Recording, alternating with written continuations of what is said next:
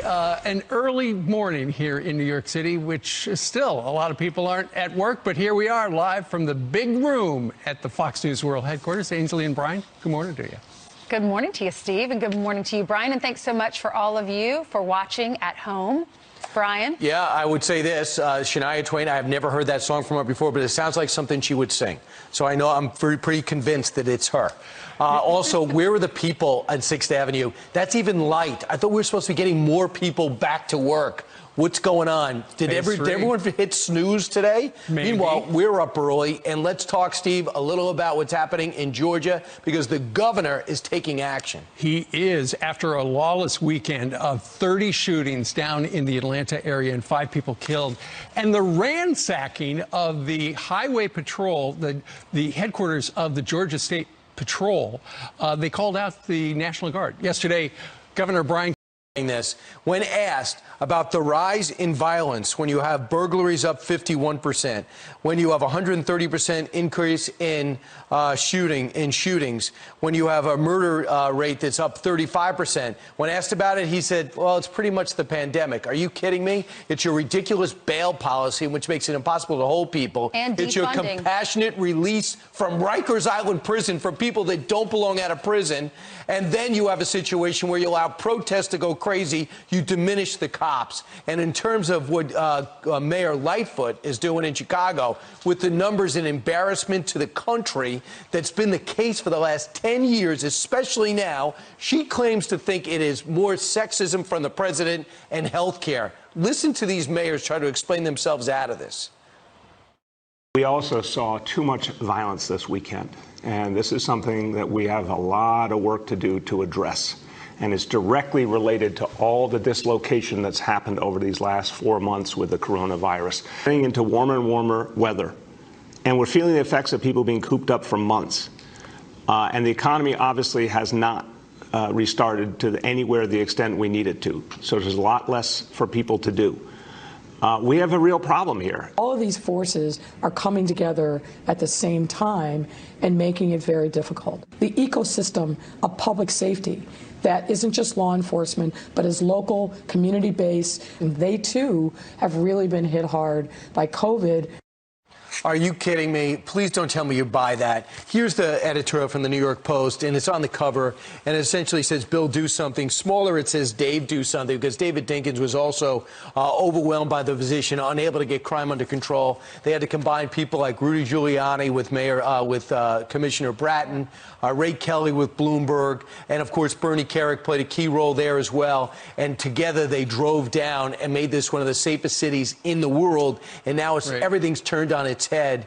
So you have a situation where New York is going up in flames, and the mayor expects us to buy the fact that it's because of the pandemic, while the governor says, yeah, that mayor's really bad. Will the governor take responsibility for anything? Not for the nursing home situation, not for the, he did an investigation on himself. It turns out he was blame-free, and not for what's going on in the city. He just takes a step back from everything. It is interesting, though, and Brian, you know, in the flashback, Bill do something, Dave do something. When you look at history, and, you know, crime was completely out of control when David Dinkins was elected. 30 years ago. Yeah, 30 years ago. And what he ran on, I'm going to be the toughest mayor in the history of New York on crime. And then things spiraled out of control.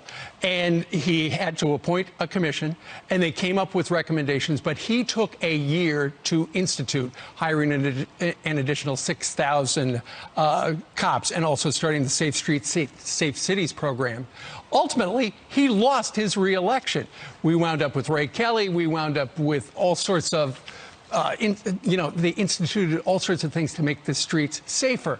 So now, fast forward to 2020, the 7th day of the 7th month, and things are spiraling out of control. One of the problems was, just in the last month or so, what they did was they got rid of the anti-crime unit, and so the New York Post makes a bunch of suggestions. You got to reverse that. You got to do something. You got to end the COVID compassionate jail releases. You got to fix the no bail law. Community leaders and politicians need to be clear that resisting arrest, taunting police is unacceptable. And they say say that the defund movement has become a byword for delegitimizing. It's a license for people to ignore or antagonize the police. And that is where we are on this Tuesday morning. Here is the commissioner of New York City Police Department, Dermot Shea, and he's slamming New York City policies for the shootings. It's exactly what we were just talking about. Where is that other half right now? We've transplanted general population to the streets of New York City. And it's extremely frustrating. What we need is support, and that's in short supply. We need tools, we need laws that make sense, and then we need resources. Those three things, and we can turn this around quickly. Clearly, he is frustrated. And if you were watching the White House press briefing yesterday, Kayleigh McEnany was frustrated as well. At one point, at the conclusion, she said, I cannot believe, I'm going to paraphrase, I cannot believe of all the reporters in this room, you asked me a dozen questions about the Confederate flag, and nobody asked me a single question about these weekend shootings.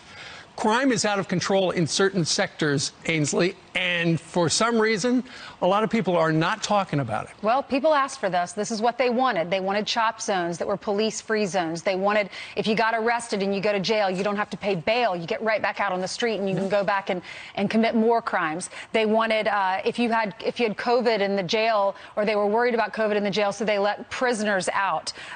They were pouring water on the cops, right, out on the streets. Remember that? Milk buckets. Exactly. Police officers were turning their backs on Bill de Blasio not too long ago, and now we have this situation, and Bill de Blasio is blaming it all on COVID. And then there are consequences to all of this. Little kids are dying on our streets because they're getting caught in the crosshairs of these bullets. The grandfather of that 11-year-old Devon in D.C., he said, we need police. Crime is going to get worse. You start having less police officers. Who is going to come when there is a need for police services? And I would just like to add, and what did Donald Trump do? He said he offered the services of the National Guard to anybody who needed them to feel safe. They make it political. This is not a time for politics. This is the time for the president. He is offering extra help. These mayors need to take the extra help. Brian Kemp says, because the National Guard is coming in, now my police officers can go out on the roads and into communities. They don't have to guard the Capitol. They don't have to guard police. It's about priorities. Buildings. Exactly. But just to add, the key is the Democratic mayor is getting along with the Republican governor. You have a Democratic mayor in New York and a governor that refuses to take any action at all, and a mayor and governor who don't get along even though they're in the same party. And that's why people are dying, shootings are going up, burglaries You're talking about in Georgia? In Georgia, you have a Republican governor getting along with a Democratic mayor who happens to test positive with the coronavirus. She did. Here you have two Democrats who don't speak to each other. They just ridicule each other. Blamed it all and we're on the in the crosshairs. So anyway, a lot going on this Tuesday morning. It is 6:11 now, and Carly Shimkus has got the headline duties, and she starts down in Texas. That's right. We're going to start here with a Fox News alert. A Texas deputy constable recovering in the hospital this morning after he was shot near Houston. Harris County Constable Mark Herman says Deputy Christopher Hendricks was shot by a suspect with a rifle. That suspect is now dead. And now 32 states, but one doctor is trying to reassure the country about the spike. Vice Solutions are many. Perhaps as many solutions are needed as there are people with problems, which is the entire city. And so I think the solutions perhaps are not addressed yet because they're too ugly and too scary for people to look in the face and address even. I know in New York City we're seeing crime go up. Crime we had different leaders in office here in New York, and crime went down. Now we're back where we were 30 years ago, and people are outraged, and we have reasons for it. Because I live here, I know what those reasons are. What are the reasons in Chicago? Because we continuously report on crime there.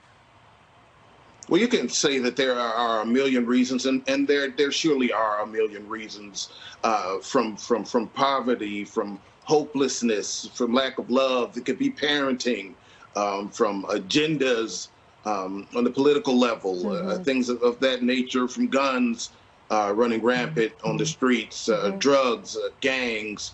I could go on forever. Well, from a Christian perspective, as a pastor, what do we do? Because I remember when Jesus was on the cross reading it, he said, God, why have you forsaken me? Many people feel like I know that God is still there, but what's a Christian perspective? What's a message for our country? A message for our country is, if you are a praying person, then now is the time to pray. But prayer always comes with action. And so prayer with action, churches getting out of the walls, realizing that you still got to reach the lost. The original messages, and just like in basketball, they say sometimes you've got to go back to the basics. Well, now we've got to pray. We've got to hit the streets. We've got to care for each other, realizing that these children that die are our children. Surely they may be somebody else's child, but they're our children. It's our block, every block. Yes, we're all Americans. We have to take back our cities. That's right. Thank you so much, Pastor, for being with us. Solutionsandresources.org if you want more information on his wonderful organization. Balance here to weigh in is Fox News medical contributor Dr. Mark Siegel. Dr. Siegel, does Governor DeSantis have it right? Yes, Brian, I think he does. I think it's inspiring. It's what I call laser or a surgical approach to this problem. What is the problem? We're seeing a lot of younger people congregating together at beaches and bars. What does Governor DeSantis do, and also Governor Abbott of Texas? They close the bars. They limit indoor dining. You know what's happening? I mean, it's too early to be sure that I'm right, but yesterday the number of new cases in Florida was down to 6,000, which is dropping. I mean, the case numbers have doubled over the past few weeks, but I'm seeing a decreasing in trends yesterday. 47 deaths. Deaths are extremely low in the state of Florida and around the country. I think his main point here, Brian, is if he doesn't take that approach and ends up rolling everything back, then the collateral damage is enormous. There's a reason people are trying to break the bonds of the lockdowns, because of all the economic, psychological, and emotional and physical effects of this. Yep. Medical and depression, all of these things, and economic, huge costs. So I'm looking at Dr. Scott Atlas of the Hoover Institute, and he said the chances of people under 70 years old of surviving, the fatality rate's 0.04%. So it's 99.6% chance you will survive. He said stop focusing on the cases. I agree with that completely, Brian. And let's also point out, according to recent statistics out of CDC, if you're under 44 years old, your chances of 3.9% of all the deaths are under the age of 44. So we're talking about protecting people in nursing homes, which is Governor DeSantis has been thinking about. Protecting people with pre-existing conditions, people who are obese, people who have chronic problems, lung and heart problems. We need to protect those people, but the spread among the young is not what's leading to the deaths or the hospitalizations. So we got about 4 months or 3 months to get ready for school, depending on the state you're in. And yet in New York, with the cases plummeting, even as things reopen, we cannot get a commitment to open up schools from the governor. Listen. There has been no decision yet as to whether or not we are reopening schools. We want kids back in school for a number of reasons, but we're not going to say children should go back to school until we know it's safe. In the meantime, I'm telling all school districts to come up with a reopening plan. Good. Come up with a reopening plan. Doctor, from what you know about the coronavirus, with the right consultation, should every school be able to open? Yes, Brian, absolutely. It shouldn't even be a question at this point. Look, as a physician, I'm on the front lines. What about teachers? The risk to teachers is so much lower than it is to doctors. This is a service profession. Most of them, if they were asked, would say, I want to teach. It's so limited, online teaching. There's so much lost, especially among our young. We need the schools to open. The risks will be very low in New York, elsewhere as well. Mild cases among the very young, very few in New York, and the teachers can be protected, and they want to teach. We must reopen schools. You cannot put a second and first grader on a laptop for a year and not see huge decline. It's impossible for the parents to go back to work. It's impossible for the kids to make progress. This is what these people are in power for. Make it work. Use health professionals. Get it done. Not getting it done is not an answer. There's no question about that. This is not a question mark. The amount of destruction to society, if we continue to do this to our children, is devastating. As you said, online learning, you need to get together and learn. Let's teach children in schools about social distancing, about taking precautions. That's what they should be teaching in schools. Yep. That's hugely important. Governor, take it off the table. Reopen New York schools. I hope the teachers union work with and not against opening up schools. Dr. Siegel, I know that's out of your auspices, but you will offer your services to consult anybody. I'll just follow it because you have so much free time. Dr. Siegel, thanks so much. All right, coming up straight ahead, the Supreme Court ruling states lower courts had split on this issue, and in fact, one had said the Constitution envisions electors should be able to vote their conscience. And so it is a gigantic victory for the rule of law that all the justices said, nope, electors cannot go rogue. Well, electors cannot go rogue in states that prohibit them from going rogue. But where the states are silent, the electors can vote for whoever they want. I know this sounds a little confusing, but as we all know from 2016 and even in 2000, the American public does not directly elect the president. The voters choose electors from the states. Right. Each state has the same number of electors as it does members of Congress. So if you have 35 members of Congress, you have 37 electors, 35 members in the House plus 2 in the Senate. We know from Bush versus Gore, the dispute between then Vice President Al Gore and then Texas Governor George Bush in December 2000, that the states can decide how they want their electors to be chosen, stated differently. And Brian knows this from his work in American history. For the first 40 years of the country, there were no popular elections. The states chose their electors through various means of smaller conventions and input by the state legislature. So if a state says to electors, you shall vote the way the popular vote goes in our state, they must do it. If the state says to electors, you shall vote the way the popular vote goes in the nation, they must do it. Now, the latter is what some of the states are going to try and pull off this next time. It remains to be seen if they do that. All right, so over the weekend we saw violence shoot up here in New York. Kids are being killed all over the country on the 4th of July weekend. And our mayor here in New York, Mayor de Blasio, said that coronavirus is the reason for a lot of the violence going on. And he also is blaming the court system. Listen to what he said. From my point of view, the most central issue, what's happening over this last weekend, is the fact that the court system is not functioning. That when our police effectuate an arrest, they don't have the same follow-through they're used to seeing from the court system. Well, the court system spokesman was upset about that and basically said to the mayor, you need to look in the mirror. He released this statement. The mayor's blaming the courts for the recent spike in violence in New York City is absurd, patently false, and ridiculous. The courts have operated continuously, operating throughout the pandemic, arraigning defendants, holding hundreds of hearings, and conferencing thousands of cases. He should be looking in the mirror, not gazing out a window. What do you think as a judge? I think it would be better if Bill de Blasio remained silent and everybody thought he was a fool rather than opening his mouth and removing all doubt. I mean, this is just absurd. He is the fault for many of these problems. His anti-police attitude, his defunding, not totally, but substantially defunding the police department, his pushing for this horrific, absurd bail system that we have in New York. These are all typical left-wing liberal mantras that have resulted in the horrific spike in crime over the weekend. Do you call Look, I've been complaining for 2 weeks, and we've...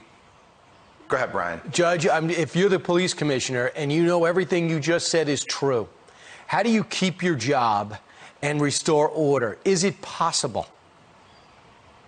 I don't think it is.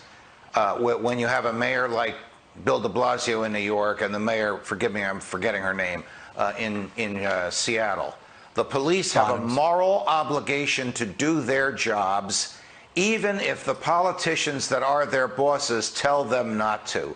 I've said this before, I'll say it again. The police in Seattle should have defied the mayor and protected life and protected property in that 6 square block area of Seattle. And the police commissioner in the city of New York will probably lose his job, but he'll do the right thing, and he'll save life and save property and go down in history as the person who did the right thing. And he might spark a public movement for the police to do the right thing.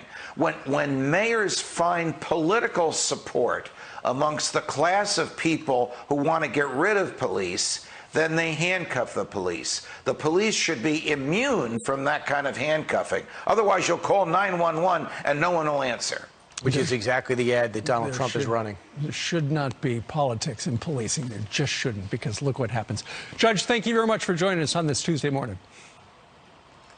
All the best, guys. Without a tie. All right, 14 minutes now before the top of the hour. Carly Shimkus is with us, and she's got some news from Maryland. Yeah, that's right. Take a listen to this.